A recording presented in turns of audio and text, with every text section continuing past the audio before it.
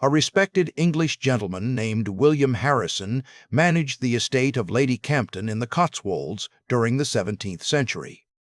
His responsibilities included collecting rents from tenants across the countryside and delivering the money safely back to the estate. People knew him throughout the region as a reliable man who followed the same predictable routes and schedules year after year. On an ordinary August morning in 1660, Harrison left his home to collect rent payments as he had done countless times before, expecting to return before nightfall with the money secured in his satchel. When darkness fell and Harrison had not returned, his wife grew concerned. Hours passed with no word from her husband, no message from neighboring villages, and no explanation for the delay. The family waited through the night, hoping he had simply stopped at an inn due to poor weather or some minor inconvenience.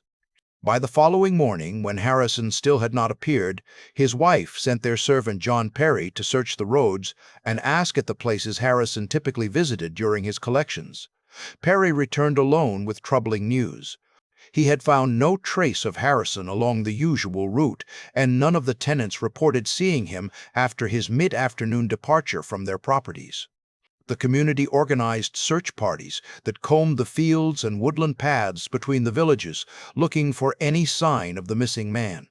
Days turned into weeks with no discovery of Harrison's body, no ransom demand, and no credible witness accounts of what might have happened to him. Then Harrison's horse appeared, wandering alone near the estate without its rider.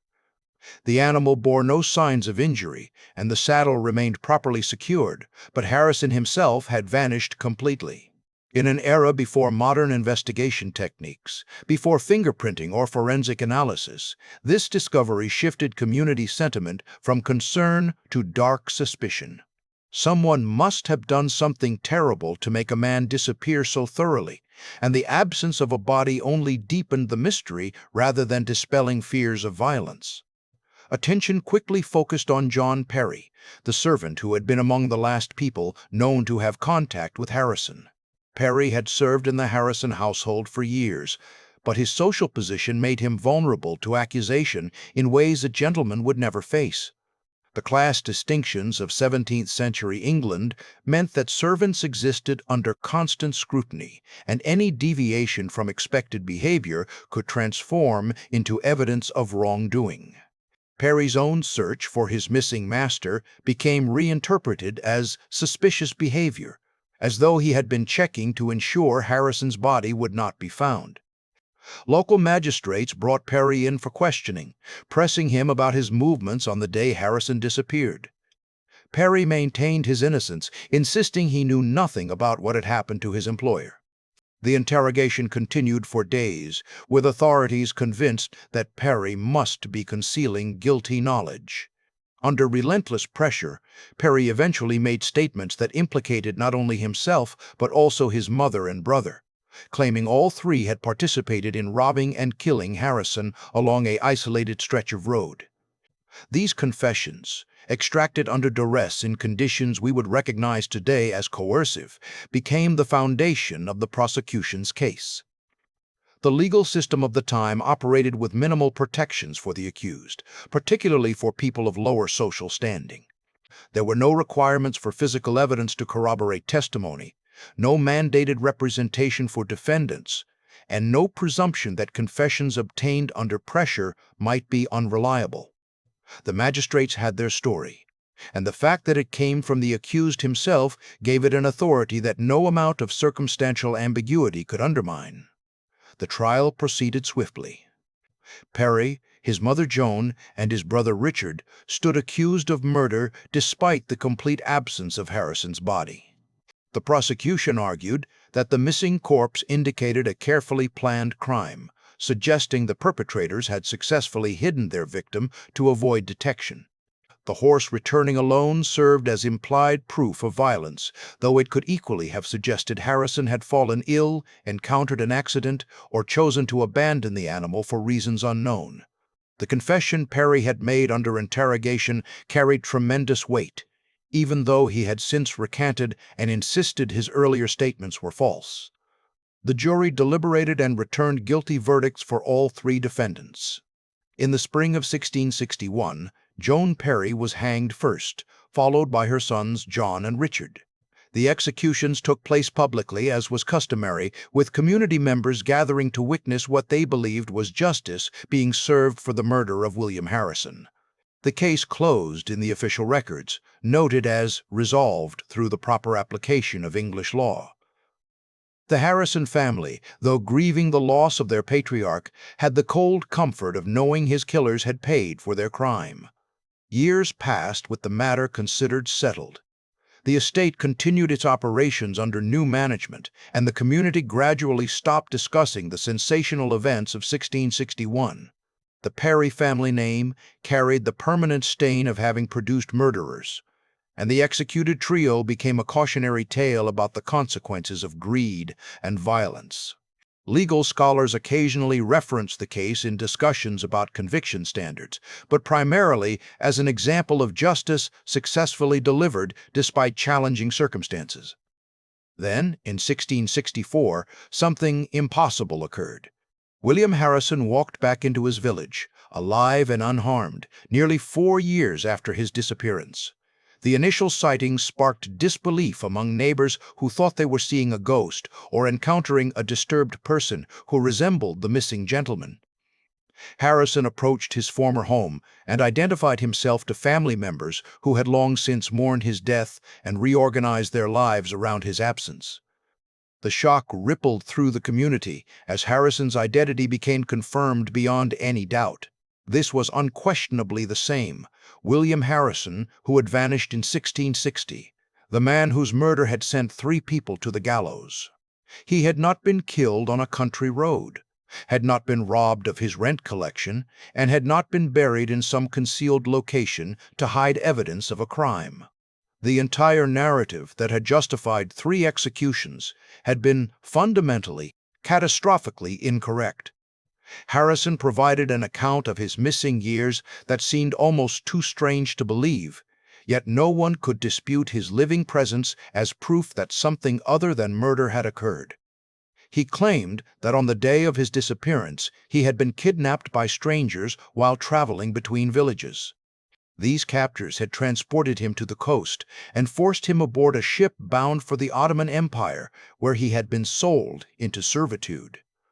He described years of forced labor in a foreign land, learning to survive in conditions completely removed from his former life as a comfortable English gentleman. According to Harrison's narrative, he had eventually gained his freedom through circumstances he struggled to fully explain, involving the death of his master and subsequent opportunities to arrange passage back to England. He had made his way across Europe and the Mediterranean, relying on the assistance of strangers and fellow English travelers who helped him secure transport home. The journey back had taken considerable time, accounting for some of the years between his disappearance and return. He arrived in his village with little more than the clothes on his back and a story that sounded like adventure fiction. Investigators attempted to verify elements of Harrison's account by checking ship manifests and seeking witnesses who might corroborate his presence in foreign territories. While some details remained impossible to confirm, given the limitations of 17th-century record-keeping and communication, nothing in Harrison's story contradicted the verifiable facts. More importantly, his physical presence demolished the single most important assumption underlying the Perry family's conviction. There had been no murder victim because there had been no murder. William Harrison had not died on a country road in 1660, and the people executed for killing him had been punished for a crime that never occurred. The revelation forced English society to confront a horrifying reality about its legal system.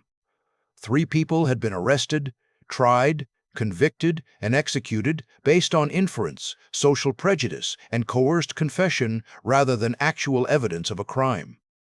The absence of a body should have created reasonable doubt about whether any murder had taken place, but instead, prosecutors and jurors had interpreted it as evidence of criminal sophistication. The horse returning alone could have signaled countless scenarios other than murder, but the legal system had seized upon the explanation that confirmed existing suspicions about the lower-class servant. Public outrage over the wrongful executions sparked intense debate about the standards required for criminal conviction. Legal scholars and philosophers began citing the Harrison case as a fundamental example of why convictions should never rest on assumptions, no matter how reasonable those assumptions might appear. The principle that emerged from this tragedy held that extraordinary claims require extraordinary evidence, and that the finality of execution demands absolute certainty about both the crime and the perpetrator. The case influenced the development of legal doctrines around corpus delicti, the principle that prosecution must prove a crime actually occurred before seeking to prove who committed it. While convictions without bodies would continue to happen in cases where overwhelming circumstantial evidence left no reasonable alternative explanation, the Harrison case stood as a permanent warning about the dangers of rushing to judgment. It demonstrated that even prolonged disappearances, suspicious circumstances, and defendant confessions could lead to catastrophically wrong conclusions if the fundamental question of whether a crime had occurred remained unexamined. William Harrison lived for years after his return, resuming some version of his former life while carrying the knowledge that his unexplained absence had resulted in 3 deaths. Whether he felt guilt or responsibility for the executions remains unknown, as historical records focus more on the legal implications than on Harrison's personal psychological state. He became a living symbol of judicial fallibility, a walking reminder that human institutions, no matter how confidently they operate, remain capable of profound and irreversible errors. The Perry family name, once dishonored by association with convicted murderers, took on a different meaning after Harrison's return. Joan, John, and Richard Perry became recognized not as criminals, but as victims of a legal system that valued certainty over accuracy, and that allowed social prejudice to substitute for evidence. They had been sacrificed to satisfy community demands for resolution, and to reinforce the authority of legal institutions that could not admit uncertainty or delay. The broader implications extended beyond this single case to question how societies determine truth when evidence remains incomplete or ambiguous. The 17th century operated without the forensic tools that modern investigators take for granted, without scientific methods for establishing cause of death or time of disappearance, and without systematic approaches to evaluating witness reliability. Yet the fundamental challenge transcends any particular era's technological limitations. Every legal system must decide how much certainty is required before taking irreversible action, and every society must balance the desire for swift justice against the risk of punishing the innocent. Scholars and jurists continued referencing the Campden Wonder, as the case became known, for centuries after the events concluded. It appeared in legal textbooks as a foundational example of wrongful conviction, in philosophical discussions about the nature of proof and certainty, and in debates about capital punishment and its irreversible consequences. The case demonstrated that even when judges, prosecutors, and juries all agree on guilt, even when defendants confess, and even when community consensus supports a conviction, the legal system can still be completely, fatally wrong. The story also raised uncomfortable questions about confession reliability that remained relevant across subsequent centuries. John Perry's initial admission of guilt, which implicated his family members and provided the prosecution with its most powerful evidence, had been extracted through interrogation methods that prioritized obtaining statements over ensuring their accuracy. The legal system of 1661 accepted Perry's confession at face value without seriously considering whether an innocent person might falsely admit to a serious crime under sufficient pressure. Modern understanding of false confessions, informed by psychological research and documented cases of innocent people admitting to crimes they did not commit, validates the skepticism that should have greeted Perry's coerced statements. The class dimensions of the case added another layer of tragedy to an already devastating miscarriage of justice. Joan, John, and Richard Perry were vulnerable to accusation and conviction in ways that people of higher social standing would never have experienced. Their testimony carried less weight than that of gentlemen. Their character was presumed questionable based on their economic position, and their executions generated less social disruption than the punishment of socially prominent individuals would have caused. The Harrison case thus illustrated not only the dangers of insufficient evidence standards, but also how legal systems can systematically disadvantage people based on their social position. William Harrison's unexplained absence had created a void that the legal system filled with assumptions rather than leaving open until facts could definitively resolve the question. This rush to narrative closure, to providing communities with explanations that restored their sense of order and justice, remained one of the most persistent dangers in criminal proceedings across all eras. People naturally crave resolution, particularly after troubling events that suggest violence or moral disorder in their midst. Legal institutions face tremendous pressure to satisfy this craving, to demonstrate their effectiveness by solving cases and punishing perpetrators. The Harrison case showed how this pressure could override the careful deliberation and genuine uncertainty that complex situations often warrant. The case left permanent marks on English legal consciousness, joining a small collection of historical miscarriages of justice that shaped subsequent reforms and precautions. It could not undo the deaths of 3 innocent people or restore the years of William Harrison's life spent in foreign captivity, but it could serve as a warning that outlived all the original participants. Every generation of legal professionals encountered the Campden Wonder in their studies, learning that certainty is often an illusion, and that the power to punish carries with it a responsibility to doubt.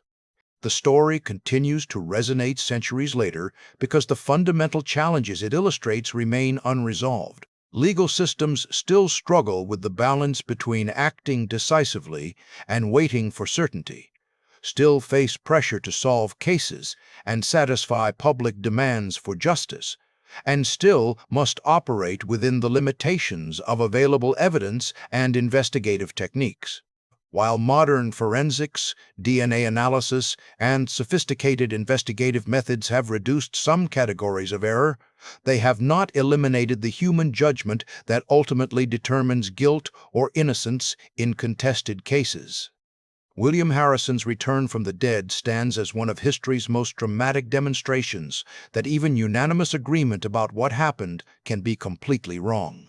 The case reminds us that legal truth and actual truth sometimes diverge, that institutional confidence does not guarantee accuracy, and that the finality of certain punishments demands extraordinary caution in their application.